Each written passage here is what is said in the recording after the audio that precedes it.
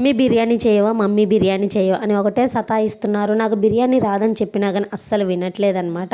ఇంకేం చేస్తాము, ఎగ్గుతో బిర్యానీ అన్న చేద్దాంలేనని చెప్పేసి ముందు ఎగ్స్ అయితే తెప్పించాను. ఏ ప్రయోగమైనా ముందు ఎగ్స్ మీదనే చేస్తా, చికెన్ అనేది తర్వాత. ఇది పర్ఫెక్ట్గా వచ్చిందంటే ఈసారి మాత్రం చికెన్తో మాత్రం ట్రై చేస్తా. ఇంట్లో చూస్తేనేమో కొత్తిమీర పుదీనా ఏం లేదు. ఏం చేస్తాము, మాకైతే మార్కెట్లో అస్సలు దొరకదనమాట. ఉన్నప్పుడే తీసుకోవాలి. ఆ ఉన్నప్పుడేమో యథావిధిగా వాడేస్తూ ఉంటానన్నమాట. సో ఇక్కడైతే ఎగ్స్ అయితే ఉడకబెట్టుకొని ముందు ఎగ్స్ అయితే ఫ్రై చేసి పక్కన పెట్టుకున్నాను. ఒక కుక్కర్ అయితే తీసుకొని అందులో కొంచెం ఆయిల్ వేసుకొని మనకి బిర్యానీకి కావాల్సిన మసాలాలన్నీ అయితే వేసుకొని ఇలా మొత్తం ఫ్రై అయిన తర్వాత ఇందులో మన ఇంట్లో ఉన్న రైస్ తోటి అయితే చేస్తున్నాను. ఎందుకంటే పిల్లలు వెంటనే అడిగారు కాబట్టి ఇంకా మనం ఇప్పుడు బాస్మతి రైస్ తీసుకొచ్చి చేసేంత టైం అయితే లేదు, టైం అయిపోతుంది. ఇవి కూడా బాగుంటుంది అనమాట, ఇంట్లో మనం ఆడుకునే రైసేను. ఇంక ఇలా అయితే రైస్ కడిగి పెట్టుకొని రైస్ అయితే వేసుకొని అందులోనే వాటర్ అయితే పోసి ఉడికిన తర్వాత ఇలా పైన ఎగ్స్ అయితే పెట్టుకున్నాను. ఎలా ఉంటుందో ఏమనుకున్నా, టేస్ట్ అయితే చాలా బాగుంది. ఇంకొంచెం కొత్తిమీర ఉంటే ఇంకా బాగుండేది. ఈ వీడియో నచ్చితే లైక్ చేయండి.